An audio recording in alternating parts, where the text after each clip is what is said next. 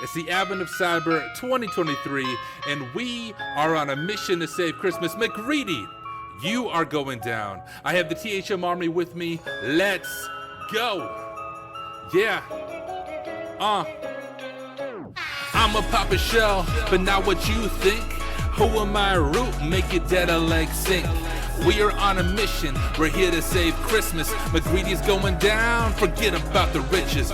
Rumors gone around, McSkitty's got snitches. It's an insider threat, and everyone's suspicious. Recon McRed is hunting down a witness. He says he needs our help, so power on your system. Get your black hoodie, boot up the attack box. Hackers come together and take command of the SOC. It's the THM Army. McGreedy will get caught from the 0x1 all the way up to the gods. And it is time. What is up, everyone? Welcome back to my live stream. My name is Tyler Ramsbey. We are on a mission to save Christmas. And guys, McGreedy almost got me this evening. I kid you not. I got my kids down and I was just tired. I still am tired. And I was like, you know what? I'm just gonna lay down for a little bit, like just rest my eyes for a couple of minutes. Yo, I fell asleep. Thankfully, I set an alarm, and my alarm went off like 20 minutes ago, so I could get up, get all my streaming stuff turned on. But I almost missed a day of Advent of Cyber. I'm blaming McGreedy. He must have slept like sleeping medicine in my supper or something, because I was super tired. Still, I'm not completely clear, but we are here. We made it. I am here, and that is what matters. So we are going to dive into the task for today. We are at day 14 of Advent of Cyber, all about machine learning. Let me go ahead and share my screen, and let's dive into it. The little machine that wanted to learn. The CTO has made our toy pipeline go wrong. By infecting elves at key positions in the toy making process, he has poisoned the pipeline and caused the elves to make defective toys. McSkitty has started to combat the problem by placing control elves in the pipeline. These elves take measurements of the toys to try and narrow down the exact location of problematic elves in the pipeline by comparing the measurements of defective and perfect toys. However, this is an incredibly tedious and lengthy process, so he's looking to use machine learning to optimize it. What are our learning objectives today? Well, number one, what is machine learning? Number two, basic machine learning structures and algorithms. And finally, number three, using neural networks to predict defective toys. And I do want to make sure I'm not missing anything on the different platforms for chat. For those of you who might be new, we live stream this. I don't know why I say we. I'm the person talking, the person producing, the person doing all of it. I live stream this to 3 different platforms at the same time. So we are live right now on Twitch and LinkedIn and YouTube. So I just have to do my best to keep my eye on all the chat. If you do say something in the chat, I always look over at random times for pauses. So I'll try to catch what you're saying. Accessing the machine. I already started my VM here, have it in split screen. I'm going to pull this over here though, because it always annoys me. All right. Introduction. Over the last decade, there's been a massive boom in artificial intelligence and machine learning systems. Just in the last couple of years, the release of ChatGPT has taken the world by storm. However, how these systems actually work is often shrouded in mystery, leading to a lot of snake oil sales tactics. In this task, we will provide you the glimpse into the world of ML, or machine learning, to help demystify this incredibly interesting topic. We will create our very own neural network that can be used to detect defective toys. Zero to hero and AI. Before we can create our own AI, we need to learn some of the basics. First of all, let's discuss the two terms. The term AI is used in broad strokes out there in the world, often incorrectly. We have to be honest with ourselves. AI can't just be a bunch of if statements. A better term to use is machine learning. You see, ML refers to the process used to create a system that can mimic the behavior we see in real life. This is because there is intelligence in real life. Sometimes. The field is incredibly broad, but there are a couple of popular examples. We have the genetic algorithm. This aims to mimic the process of natural selection and evolution. By using rounds of offspring and mutations based on the criteria provided, the structure aims to create the strongest children through survival of the fittest. We have particle swarm. This aims to mimic the process of how birds flock and group together at specific points. By creating a swarm of particles, the structure aims to move all the particles to the optimal answer's grouping point. And finally, neural networks. This is by far the most popular and aims to mimic the process of how neurons work in the brain. These neurons receive various inputs that are then transformed before being sent to the next neuron. These neurons can then be trained to perform the correct transformations to provide the correct final answer. So there are many more ML structures, but we'll stick to the neural networks for this task, as they are the most popular, and while there's a significant amount of math involved in implementing ML structure, which is always scary, we'll be abstracting this information. If you want to learn more, you can start here. This is where I start, and then work your way up. And I do think this is created by my friend Amoeba Man, so shout out to Amoeba Man, much smarter than I am, especially with math and pen testing and, well, basically everything. Learning styles. First on our list of ML bases to cover is the neural network's learning style. In order to train our network, kind of like training a Pokemon, we need to decide how we'll teach it. While there are many different styles and subsets of styles, we'll only focus on 2 main styles from now, or like having children. I have 2 young kids. We have to teach kids. We have to teach our ML machine learning model here. So supervised learning. In this, we guide the network to the answers we want it to provide. We ask it to give us an answer and then provide it with feedback on how close it was to the correct answer. In this way, we are supervising the neural network as it learns. However, to use this, we need a data set where we know the correct answers. This is called labeled data set. We have a label for the correct answer to be given the input. So, hey, 2 plus 2, if they say 5, we say, no, bro, it's 4. Unsupervised learning. In this learning style, we take a bit more of a hands-off approach and let the neural network do its own thing. While this sounds very strange, the main goal is to have the neural network identify interesting things. You see, humans are quite good at most classification tasks. For example, simply looking at an image and being able to tell what color it is. But if someone were to ask you, bruh, why? Why is it that color? You would have a hard time explaining the reason. You see, humans can see up to 3 dimensions. I can see 4, obviously. Whereas neural networks have the ability to work in far greater dimensions to see patterns. Unsupervised learning is often used to allow neural networks to learn interesting features that humans can't comprehend that can be used for classification. A very popular example of this is the restricted Boltzmann machine. Have a look at these weird features. Unsupervised nonlinear feature learning is based on a probabilistic model. All right, I already feel smarter. Yeah, this is exactly how I do math every day, guys. That makes perfect sense to me. I don't know about you guys, but yeah, I got you. I don't know why ChatGPT hasn't offered me a job yet. All right, basic structure. Next on our list of ML basics to learn is the basic structure of a neural network. Sticking to the very basics, thank you, Amoeba Man. A neural network consists of various different nodes or neurons that are connected as shown in the animation below. All right, so we got height, width, length, color scheme, maker alpha ID, checker alpha ID, and then these connect the hidden stuff right here that is processing the stuff, and then we have an output here. Hey, is it defective? Is it not? So as shown, we have 3 main layers. The input layer, that's this one right here. These nodes each receive a single data input, such as check alpha ID, maker alpha ID, color scheme, that is then passed on to the hidden layer. That's right there. This means that the number of nodes in this layer always matches the network's number of inputs or data parameters. For example, if our network takes the toy's length, width, and height, there will be 3 nodes in the input layer. Got you. Output layer. This is so this is the hidden, is that the output, the last one? This is the last layer of nodes in the neural network. These nodes send the output from the network once it has been received from the hidden layer. Therefore, the number of nodes in this layer will always be the same as the network's number of outputs. For example, if our network outputs whether or not the toy is defective, we will have 1 node in the output layer for, that last one is a node. Got it. For either defective or not defective. We could also do it with 2 nodes, but we won't go into that there. And finally, the hidden layer. This is the layer of nodes between the neural network's input and output layers. With a simple neural network, this will only be 1 layer of nodes. However, for additional learning opportunities, we could add more layers to create a deep neural network. This layer is where the neural network's main action takes place. Each node within the neural network's hidden layer receives multiple inputs from the nodes in the previous layer and will then transmit their answers to multiple nodes in the next layer. I think I got that. Now that we understand the basic layout of the neural network, let's zoom in on one of the nodes and one of the hidden layers to see what they are actually doing. Okay, so this is a hidden one. We have our inputs, we have our weights, we have this crazy number. Input, weights, equals. Boom, total value. All right. As mentioned before, we will simplify the math quite a bit here. Thank you, dude.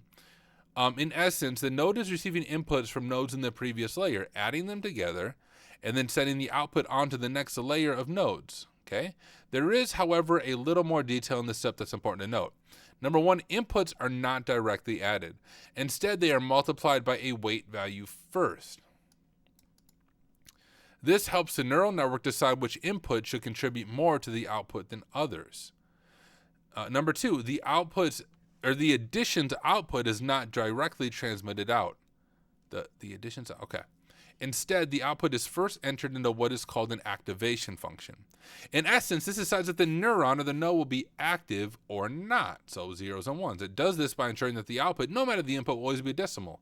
Yeah, got it. Now that we understand the neural network structure, which I'm going to say that loosely, and how the layers and nodes of the network, let's dive into how the network is trained. There are two steps to training the network, the feed forward step and the back propagation step. Want to make sure I'm not missing anything in chat.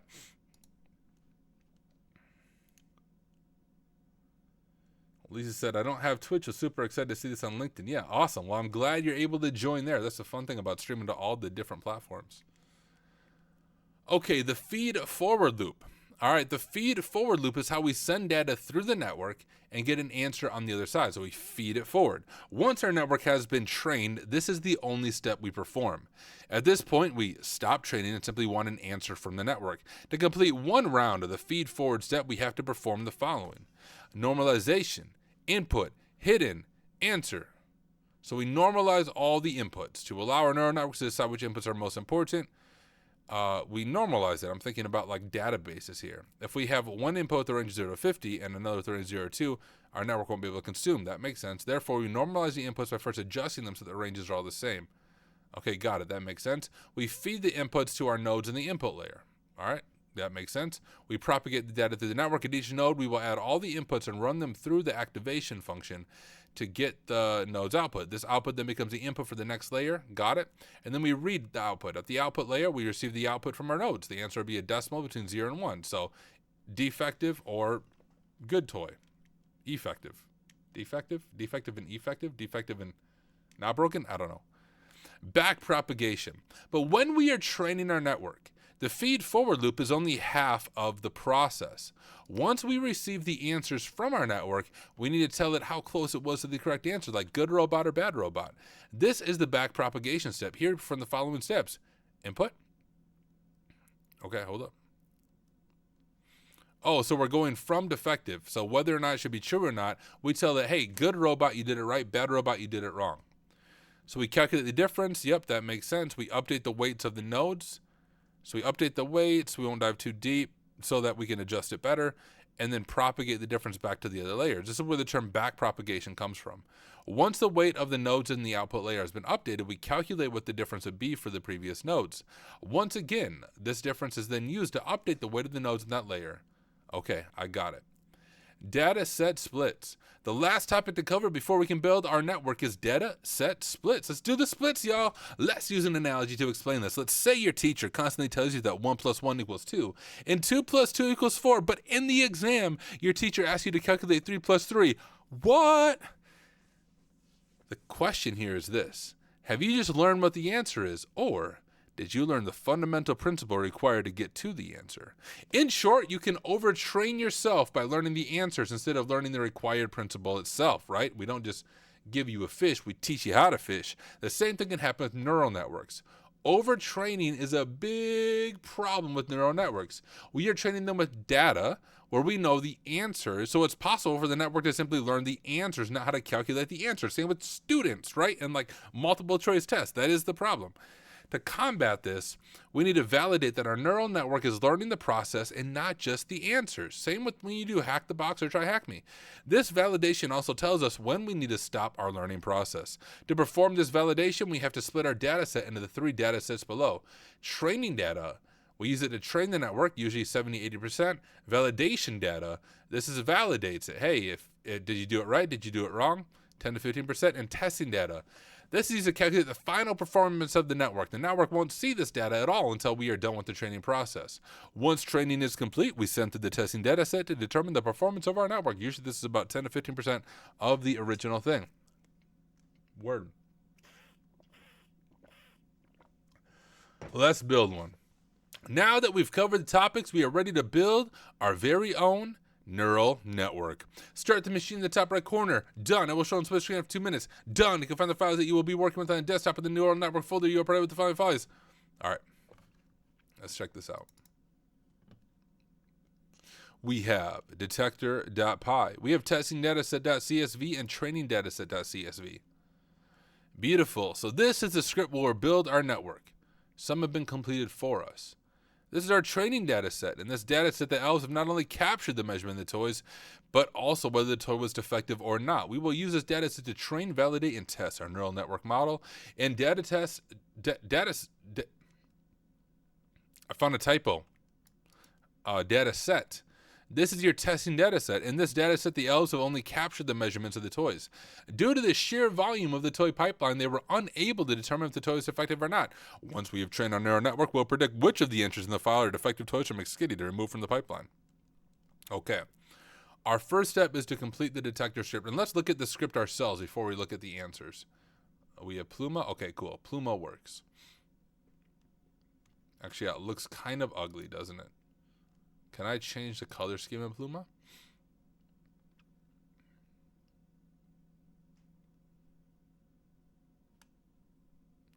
Maybe, I don't know how.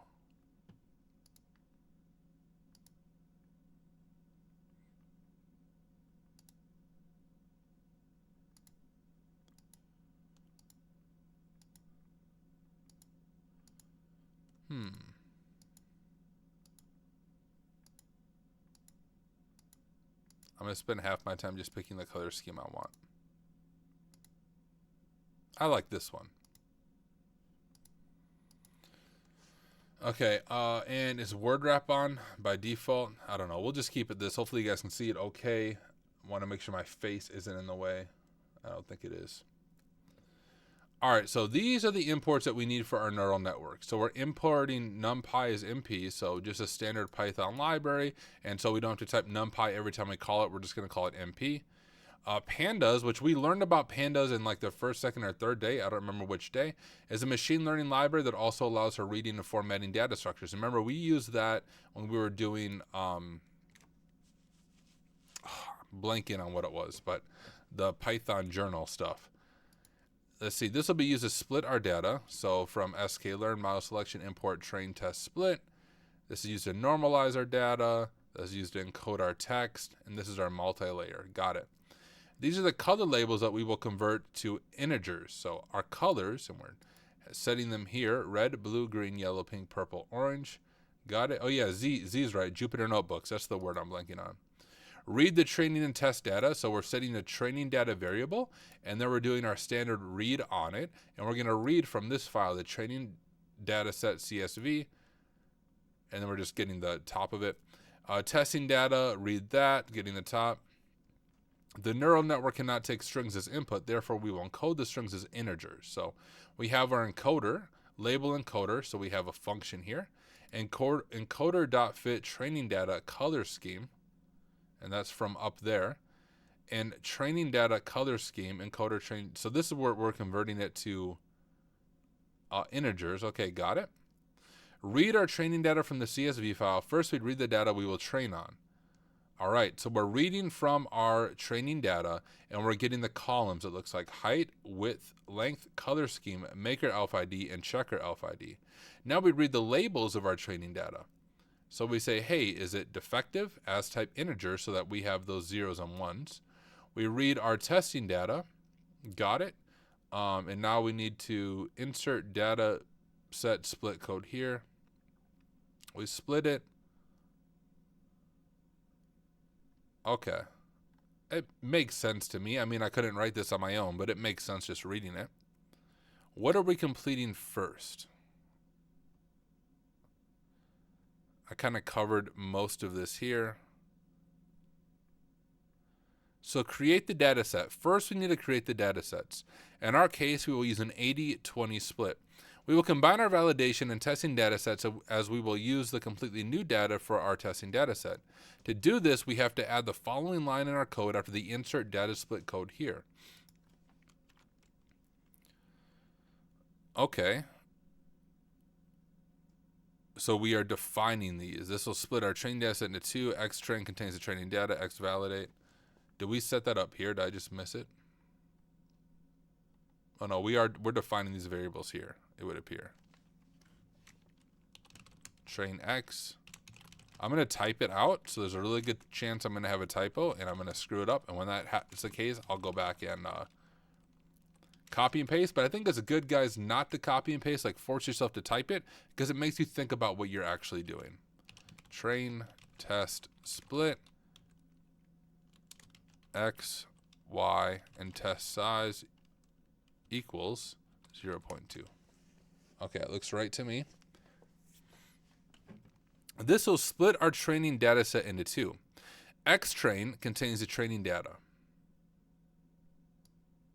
Oh, I need a capital X here.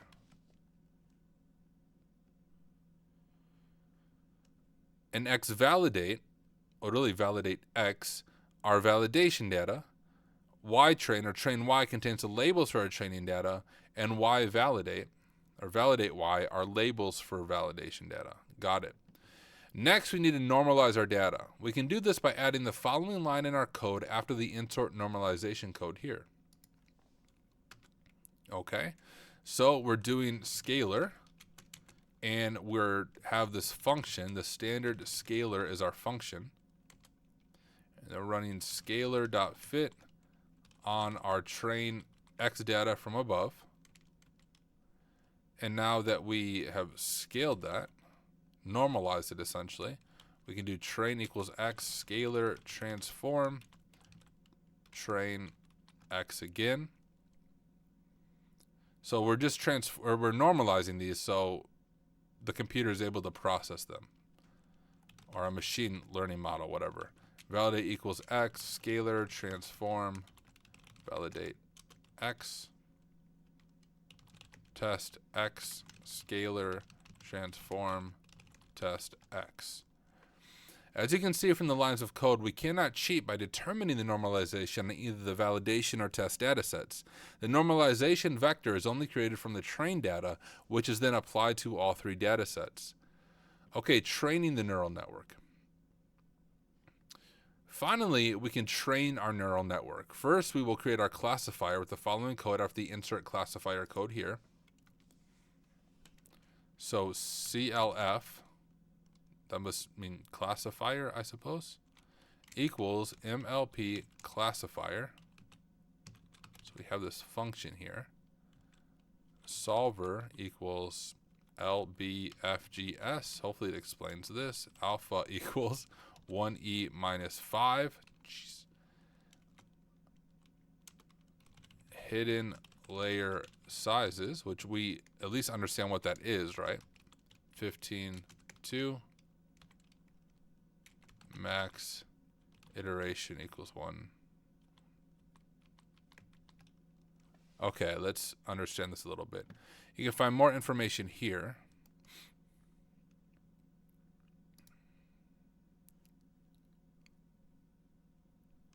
Oh, so I think this is just like a standard. I bet that's what it's going to tell us. Here's a bit of explanation. The solver, this is the algorithm used to update the weights. This is a classic backpropagation algorithm. So remember, we're learning. So backpropagation coming from the answer telling it, hey, you're right here, you're wrong here. Alpha, the alpha value is used for the regularization of the neural network. Right there. We won't dive too deep into the math here, but we have selected a fairly default value. Hidden layer sizes, right there. This tells us the structure of the hidden layers in our neural network. Based on the provided configuration, we will have 2 hidden layers with 15 nodes each. I got it, 2 layers, 15 nodes each.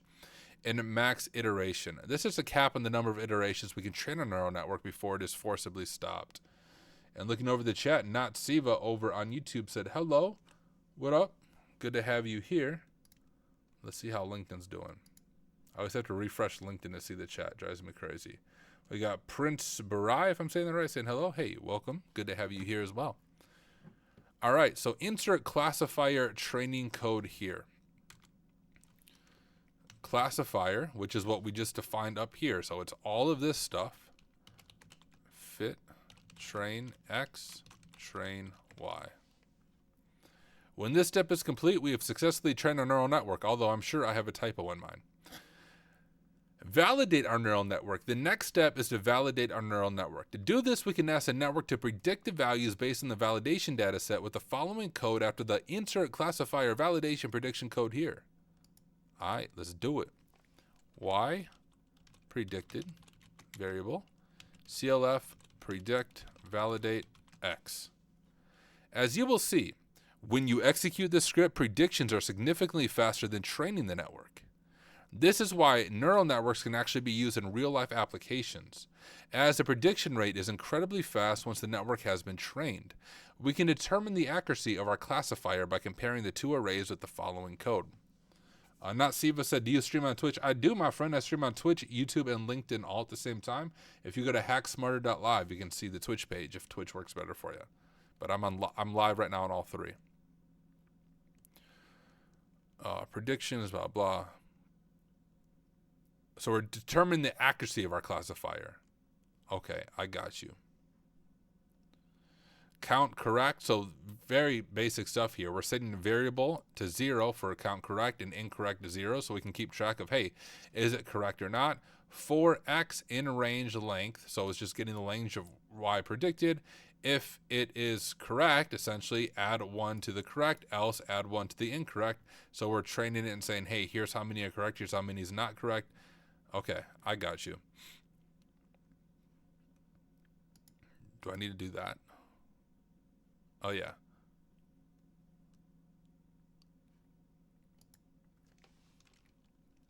Y underscore predicted equals CLF dot predict validate X.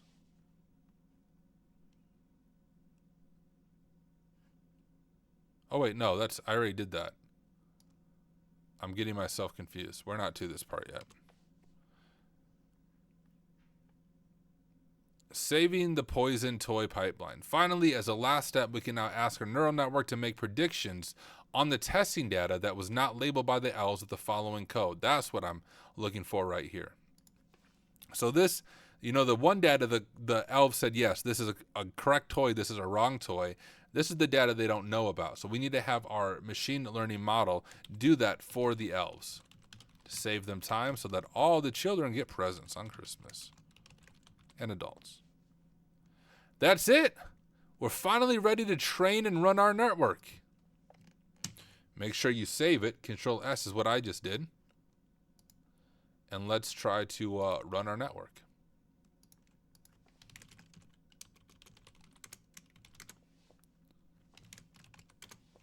I'll make this a little bit bigger for you guys.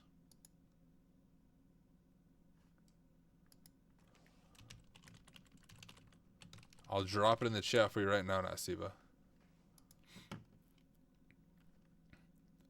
All right.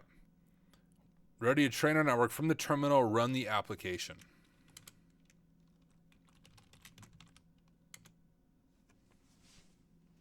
Here's where we see how many typos I have.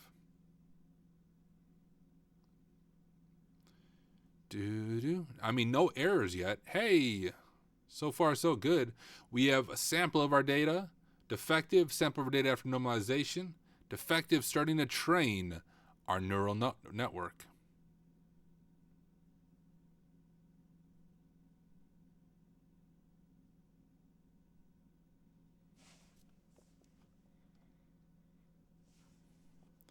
So the predictions will be saved to a file. Upload your predictions here to see how well your neural network performed. If your accuracy is above 90%, you will be awarded the flag, and McSkitty's toy pipeline will be saved. I'm guessing this just takes a little bit, so I'm going to read ahead.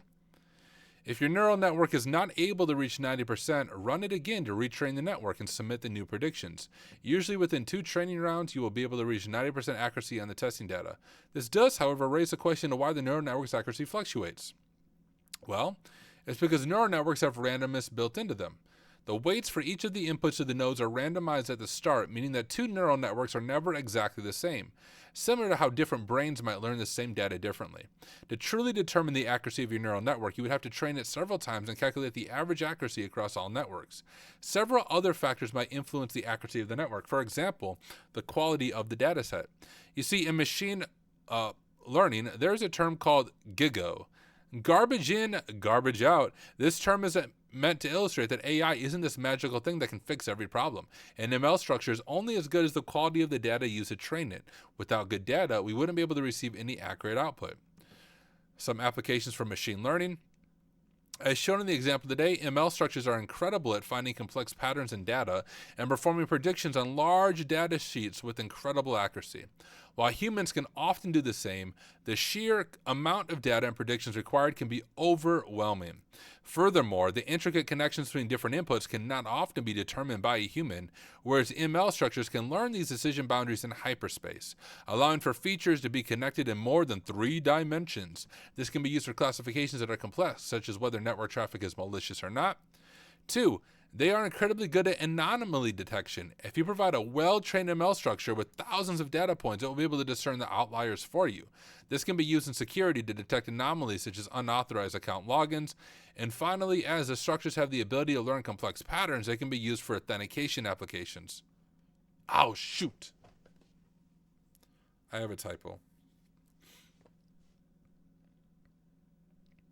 Let's back up and see where my typo is. On line 78. Come on, attack box. Why do you always make me like minimize like that?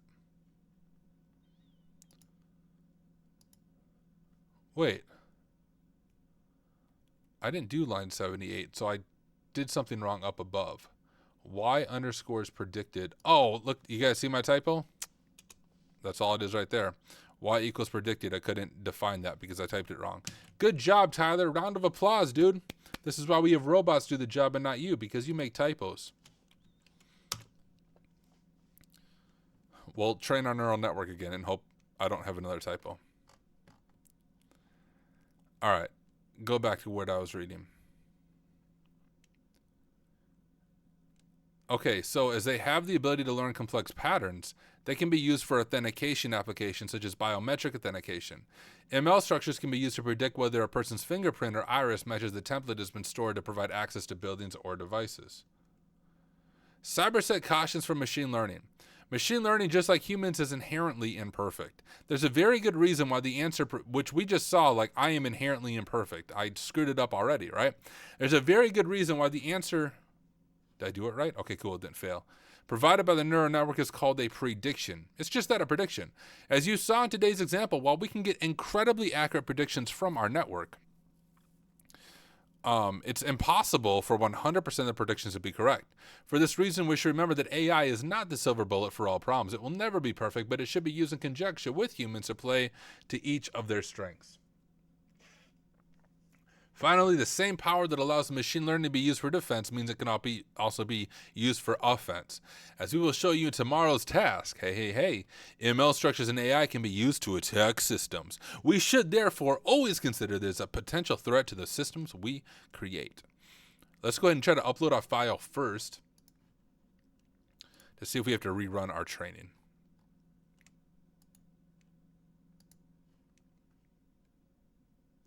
Waiting for Firefox. Hey, there we go. Oh, it brought us right to it.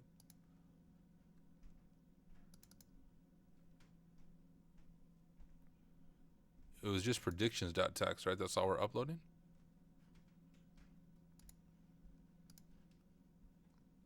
I got the flag. 91% accuracy.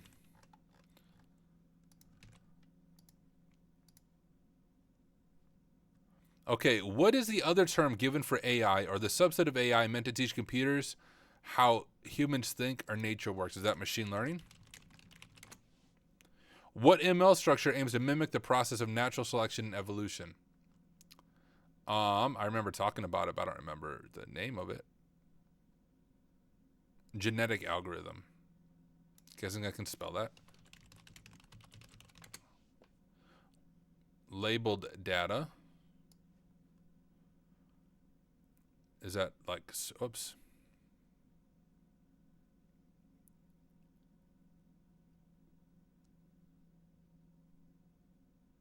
Where was that?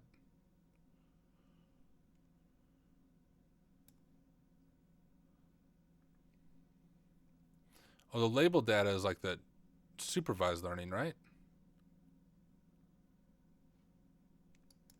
Yeah, supervised learning.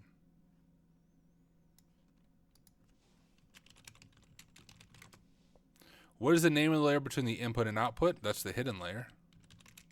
The hidden layer. What is the name of the process used to provide feedback on how close it is to the prediction it was? Is that...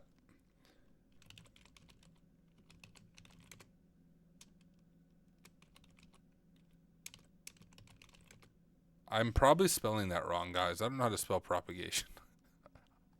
I think that's back propagation, though.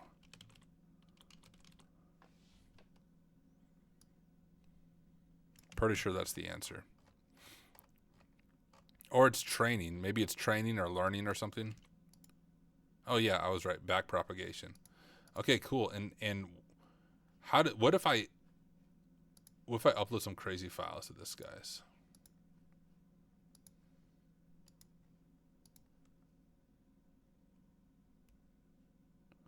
Oh. Anything else on this website, you guys think?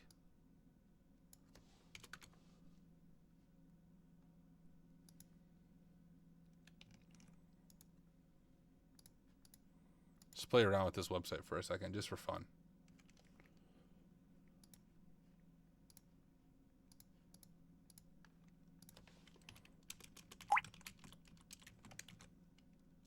Oh, it's probably just my machine's IP. It must just be running locally. Never mind, nothing probably to play around with then.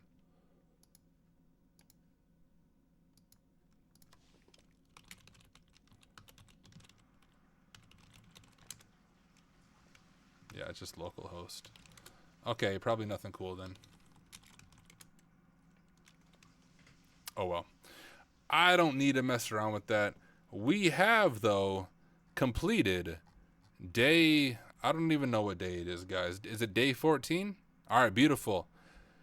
Day 14, I am at a 24-day streak on TryHackMe, which is crazy. Longest streak, guys, I've ever had. Let me make sure I'm not missing anything on chat before I sign off for the evening. Prince said, I don't understand what this code do, like words it use. Can you give a summary of it? Well, this is completely free. So actually, I would encourage you to go through day 14 of Advent of Cyber to explain it better than I can. But it's a machine learning model, so we can predict whether toys are defective or not. We have training and learning and stuff built into it. But all right. That's it, folks. That's going to be everything for day 14. So thank you again for taking the time to hang out with me to learn together. As usual, I will be back tomorrow night, same place, same time, 8 p.m. Central Standard Time, and we will dive into day 15. So thank you for being here. I will catch y'all in the next one. Peace.